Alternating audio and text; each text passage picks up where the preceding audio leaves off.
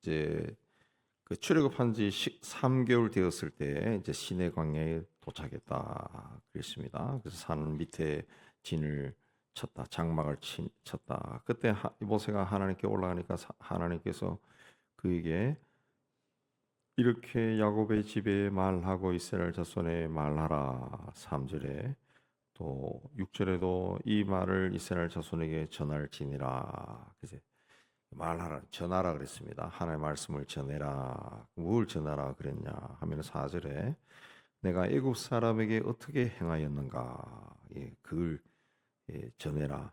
또 어떻게 독수리 날개로 너희를 업어 내게로 인도하였음을 너희가 보고, 너희가 이 보고 들은 모든 것을 전하라. 이 이스라엘 모세가 안전해도 이스라엘 백성들이 다 봤겠죠.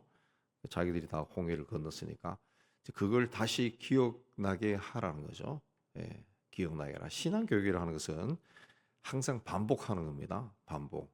우리가 이 주기도도 반복하잖아요. 새벽마다 반복하고 신앙 고백도 주일마다 반복하고, 하나님 아버지도 뭐 수없이 부르고, 그 반복입니다. 반복. 이 반복하지 않으면은 어느 순간에 잊어버린, 어느 순간에 사라진, 끊임없이 반복하는. 왜 인간에게는 죄성이 있기 때문에 사탄이 끊임없이 우리를 하나님에서 분리시키려고 하거든요. 그렇기 때문에 하나님께 나가는 것도 끊임없이 나가야지. 계속 나가야 돼. 그 틈이 생기면은 악한 영이 들어온다. 그래서 참 착하게 신앙생활 잘하던 사람도 어느 날 순간적으로 잘못을 저지를 수 있거든요. 그래서 항상 이렇게 반복해야 돼요. 그래서 모세에게 하나님이 너희가 본 것을 전해라 그랬어. 말해라. 무엇을 봤느냐? 독수리가 새끼를 날개로 업어서 인도한다. 독수리가 새끼를 날개에 올려가지고 인도한다. 완벽하게 보호하는 겁니다. 완벽하게 보호하는 거예요. 그 시골에서 자랄 때 보면은 그 암탉이 병아리를 자기 그 날개 밑에 다 집어넣어요. 그 많은 병아리들이 그 날개 밑에 다 들어간다고. 토종닭들, 암탉들 보면 막 굵거든요. 덩치가 크고. 정말 가만히 보면은 닭이지만은 암탉이 토종닭들, 암탉을 보면은 이 엄마같이 생겼어요. 엄마같이. 두툼하게 해가지고. 근데 그 새끼들을 품은 채로 간다고요. 걸어가기도 하고 그래요. 암탉이. 완벽하게 보호하는 거죠. 완벽하게. 5절에 세계가 다 내게 속하였다 그랬습니다. 세상에 있는 것이 다 내 것이다 그랬습니다. 내 것이다. 그 내가 가지고 있는 재산이나 또 가족이나 자식이나 그 세상적인 어떤 자리나 이런 것이 다 하나님께 속한 것이다. 하나님께 속한 것. 때가 되면 인간은 그 자리에 있던 사람도 물러나요. 뭐 대통령이라 할지라도 그 자리에서 물러납니다. 그 자리는 다 하나님의 것이라는 거죠. 자식도 하나님의 것이다. 근데 바로 왕은 애굽에 있는 모든 것이 내 것이다 그랬습니다. 내 것이다. 그랬습니다. 모든 것이 다 내 것이라 그 주장이 있는데 하나님은 내 것이다. 하나님은 하나님의 것이다. 그랬습니다. 이 하나님의 것을 내 것이라고 생각하면은 불순종하게 되죠. 불순종하게 되죠. 뺏기기 싫고 더 많이 가지고 싶고 그런 마음이 생겨나죠. 근데 하나님은 내 것이다 그랬습니다. 그래서 내 말을 잘 듣고 내 언약을 지키면, 하나님 말씀을 잘 듣고 하나님의 약속이 무엇인가 끊임없이 기억하고 지키면은 너희는 모든 민족 중에서 내 소유가 된다. 여기 소유라고 하는 말은 이 특별한 이 보물이 된다는 그런 뜻입니다. 소유. 이 히브리어로 세쿠라라고나, 세쿠라는 특별한 보물입니다. 그러니까 내 말을 잘 듣고 내 언약을 지키면 내 소유, 내가 너희를 특별하게 생각할 것이다. 특별하게 생각할 것이다. 그러죠? 세상에도 어떤 공동체마다 자신들의 어떤 규율이 있습니다. 회사도 회사 내규가 있죠. 그 규율을 잘 지키는 사람이 그 공동체에서 훌륭한 사람이 되는 거죠. 꼭 필요한 사람이 되는 거죠. 그 규율을 지키지 않고 자기 마음대로 사는 사람은 그 공동체에 해를 끼치는 사람이 되죠. 내 소유가 된다. 그렇습니다. 7절에 보면은 모세가 내려와서 장로들을 불러 하나님이 말씀하신 그들에게 진술했다. 진술했다. 예, 다 전했다는 거죠. 다 전했다. 그러니까 백성이 일제히 8절에 응답해서 하나님 말씀하신 대로 우리가 다 행하리이다. 그걸 모세가 백성의 말을 또 전했다. 하나님께 전했다. 이 백성들이 일제히 응답해서 여호와께서 명령하신 대로 우리가 다 행하리이다. 그랬을 때 모세의 마음이 굉장히 기뻤을 겁니다. 그 기쁘게 하나님께 나가서 전했을 거예요. 아, 백성들이 다 이렇게 하기로 했습니다라고 이야기한 거죠. 그자 9절에 여호와께서 빽빽한 구름 가운데서 너희에게 임함은 내가 너와 말하는 것을 백성이 듣게 하며 너를 영영히 믿게 하려 함이니라. 하나님이 모세와 대화하실 때는 항상 구름이 빽빽하게 그 가운데 임했다는 거죠. 그리 한 것이 뭐냐? 내가 너와 말하는 것을 백성이 듣게 하고 너를 영영히 믿게 하려 함이다. 예. 하나님이 너를 내가 세운 지도자다. 그걸 알게 하기 위해서 빽빽한 구름 가운데 내가 임재했다. 그랬습니다. 내가 임재한 것이다. 그랬습니다. 모세가 지도자라는 것을 백성들에게 선포한 겁니다. 이때는 출애굽한 지 3개월밖에 안 됐어요. 3개월. 모세의 어떤 지도력이 아직 온전하게 세워지지 않은 거죠. 물론 홍해도 건너고 반석에서 물도 나오고 만나 매출을 내리고 했지만은 인간의 재성이라는 것은 아주 간사하기 때문에 그때 지나면 잊어버린다. 그러니까 항상 하나님이 모세와 이야기할 때는 구름 가운데 임재하셨다. 모세가 하나님이 세운 지도자라는 것을 보여주셨다. 사람들에게 보여주셨다. 그랬습니다. 그래서 10절에 모세에게 너는 백성에게로 가라. 오늘과 내일 그들을 성결하게 하며 그들에게 옷을 빨게 하고 준비해서 셋째 날을 기다리게 하라. 그랬습니다. 성결하게 하라 그랬습니다. 성결하게 하라. 그러니까 하나님을 맞이할 때는 성결해야 됩니다. 성결. 하나님은 거룩하신 분이에요. 여기 성결한다는 것은 몸도 씻고 옷도 씻고 마음을 씻는 거죠. 마음을 씻는 것이다. 성결하게 해야 돼. 하나님 앞에 나올 때는 항상 정결해야 됩니다. 정결. 그 다음에 11절에 사흘을 기다려라. 셋째 날을 기다려라. 셋째 날에 신의 산에 강림하실 것이다. 예. 준비 기간이 필요하다는 거죠. 예. 하나님 내가 하나님 부른다 해서 그냥 오냐 하고 갑자기 나타나는 것이 아니라 즉시 나타나는 것이 아니라 하나님만 할 때는 준비해라. 그렇습니다. 준비해라. 사흘을 기다려라. 그래서 사흘 금식도 하고 사흘 작정도 하고 그리고 12절에도 보다 중요한 것은 백성을 위하여 주의 경계를 정해라. 그 경계를 넘어서지 말라. 그렇습니다. 경계를 정하라. 라고 하는 것은 하나님을 두려워하는 마음으로 섬기라는 거죠. 24절에도 제사장들과 백성에게는 경계를 넘어 나에게로 올라오지 못하게 하라. 내가 그들을 칠까 하노라. 하나님과 인간 사이에게는 경계가 있는 거죠. 하나님 창조주 전능하신 분이 세워놓은 경계가 있는 겁니다. 그 경계를 넘어서면 죽는 거예요. 죽는 겁니다. 예. 하나님이 처음 에덴 동산에 선악과를 먹지 마라 한 것도 그게 경계죠. 경계.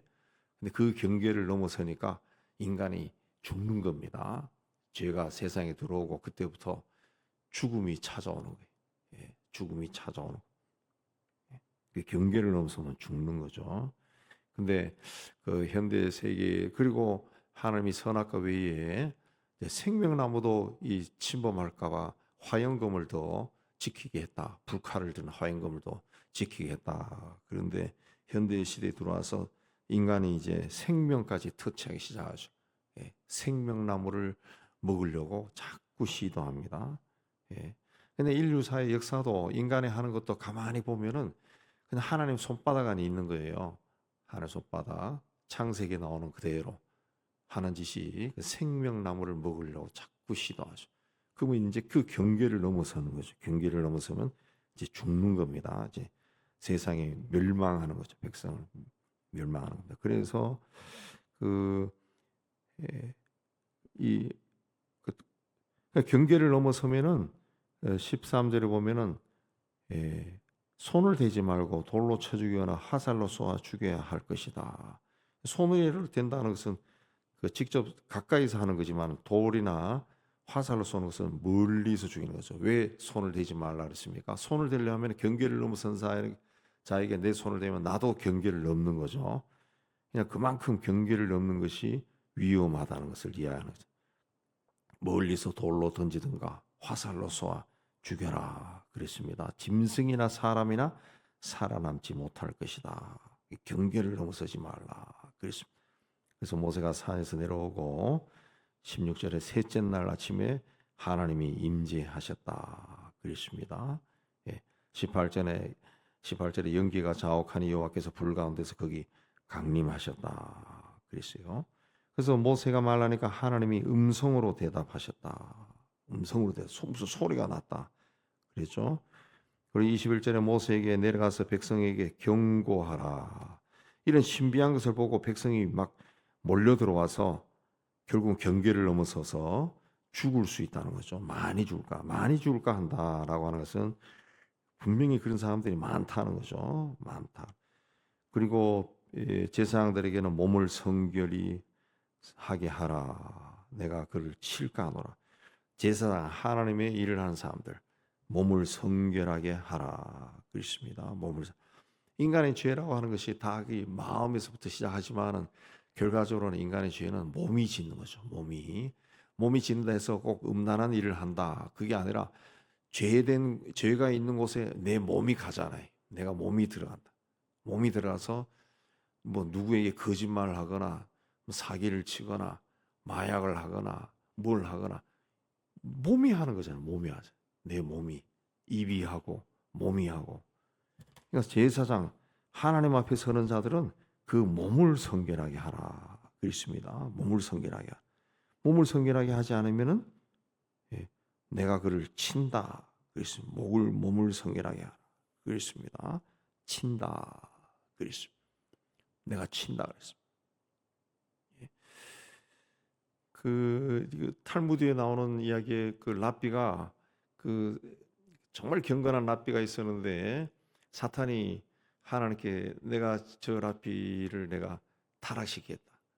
자신 있다. 그랬습니다. 하나님이 허락했습니다. 그래서 사탄이 세상에서 둘도는 가장 아름다운 모습으로 여자의 모습으로 그 랍비에게 나타났다. 랍비가 나타나니까 랍비가 뭐라 하는 건 제자한테 그 화절을 가져와라. 그 불에 쇠젓가락을 가져와라. 그러고 그 쇠젓가락을 그 불에 달궈가지고 자기 눈을 찢어버렸어요. 예. 사탄이 손들고 갔는데 그래서 하나님이 기특하게 여기서 천사를 보내서 저 사람 눈을 그 고쳐줘라. 그러니까 이 랍비가 천사가 가니까 랍비가 자기는 안 고쳐야 된다. 나는 이대로 살겠다. 그러니까 하나님이 이제 사탄이 너를 유혹할 일이 없을 거니까 고쳐라. 그렇게 해서 고쳤다 하는 그 이야기가 있는데 그 성결하게 한다라고 하는 것이 하나님 앞에 얼마나 중요한가라는 것을 우리에게 이야기해 주는 겁니다. 오늘날의 성직자들이 그 뒤로 은밀하게 짓는 죄들이 적지 않다고요. 뭐 뉴스에도 나오고 그러지만 성자뿐만 아니라 크리스찬들이 짓는 혼자서 짓는 죄들이 많다고. 그래서 뭐 늘 이야기하지만 고위공직자 청문회 할 때 기독교인이라고 하는 사람들이 그 세상에서도 약삭빠른 사람들이 짓는 죄들을 다 짓고 나온다. 그게 막 온 세상에 공개가 된다. 그래서 어떤 그런 사회학자도 있어요. 그 한국 교회가 왜 이 사람들이 한국 교회를 외면하고 교회를 안 나가기 시작하고 젊은 사람들이 교회 나갈 부끄러워하느냐. 그 청문회가 도입된 후부터 청문회가 아마 김영삼 대통령 때부터 도입된 게 아닌가 싶은데 그때부터 다 교회 장로라는 사람들이 교회 다닌다는 사람들이 그 보통 사람도 잘 모르는 그런 방법으로 돈을 막 벌고 뭐 이런 것들이 막 드러나는 거예요. 다 나온 거예요. 그 뭐 같은 당에서는 이야기 안 해줘. 상대 당에서 막 다 드러내니까 그게 자꾸 소문이 나고 그러다 보니까 사탄이 그렇게 하겠죠. 이제 기독교인들에 대해서 어떤 그 부패하고 잘못된 것을 자꾸 들추내는 일들을 이제 기자들이 자꾸 하는 거예요. 기자들이 재밌잖아요. 뉴스거리가 되니까. 그게 한 2, 30년 쭉 내려오니까 그 세상에 봤을 때 기독교인 그러면 똑같은 놈들이다. 우리와 다른 게 별로 없다. 그 인식이 굳어지는 겁니다. 굳어지는. 예. 그 결국 그렇게 해서 한 세상 잘 살아도 그건 자기들이 봤을 때 잘 사는 거지. 결국은 하나님의 영광을 가리는 거죠. 가리는 거고 하나님이 분명히 그랬습니다. 친다 그랬습니다. 친다 그랬습니다. 친다 그랬습니다. 그러니까 그 영광이 오래 가지 않는다. 오래 가지. 예. 본인 세대나 아니면은 자식 세대에 다 무너질 수 있어요. 그러니까 우리는 하나님을 두려워해야 돼. 하나님을 두려워하고 하나님이 주시는 것만 감사함으로 받고 그래야 돼. 하나님 앞에서 더 일하는 사람들, 그 교회 지도자나 주의 일을 하는 사람들은 이런 면에서 굉장히 철저해야 돼.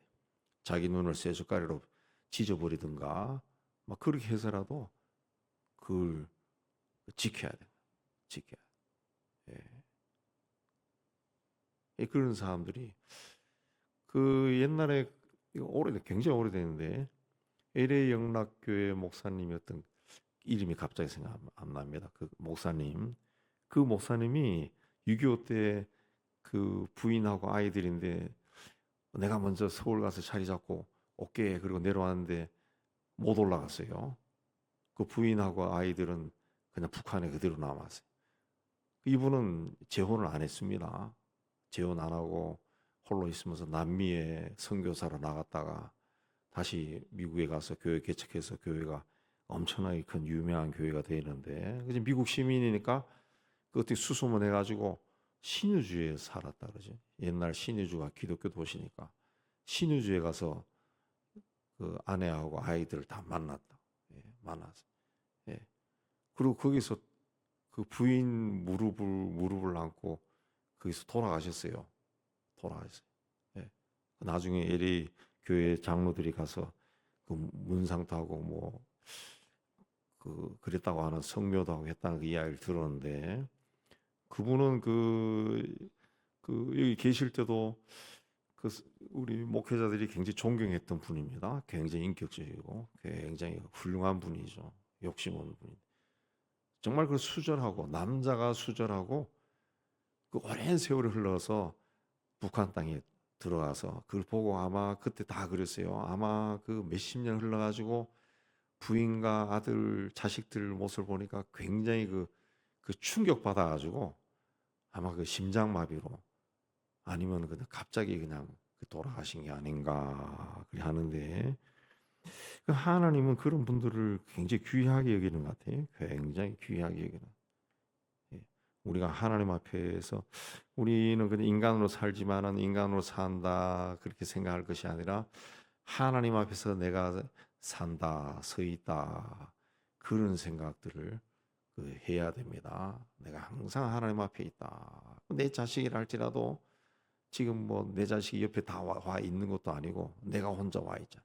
기도할 때도 내가 혼자 합니다. 예. 집에 갈 때도 혼자 걸어가요. 내가 혼자 걸어간다. 혼자. 저는 가끔 산에 가는데 산에 그 예전에 친구들하고 같이 가는데 요즘 혼자 다녀. 혼자 산길을 걸어갈 때마다 그 인생길인 것 같아. 인생길 많이 생각하거든. 뭐 처자식 있어도 나는 혼자예요. 혼자 가고 어느 순간에 내가 늙었지. 예, 혼자 가는 거예요. 그러니까 항상 나에게 생명을 주고 삶을 주신 그 하나님을 생각하고 하나님 앞에 성결하게 서기 위해 또 경계를 침범하지 말고 뭔가 안 이루어졌다 해서 막 답답하고 원망 불평할 것이 아니라 기다리는 것. 셋째 날이 될 때까지 기다리는. 네, 셋째 날. 네, 주님이 죽었지만은 셋째 날에 부활하셨죠. 그 셋째 날이 될 때까지 기다리는 네, 그런 인내, 그런 마음을 가지고 우리가 하나님 앞에 서야 돼. 그런 사람들을 하나님이 뭐라 그랬습니까? 내 소유가 될 것이다. 하나님이 특별하게 그 자로 세우겠다 그랬습니다. 다 하나님의 소유, 하나님의 셰꾸라가 되어서 하나님의 특별한 보물이 되어 은혜롭게 살다 훗날 하나님 앞에 가시기를 주의 이름으로 축복합니다.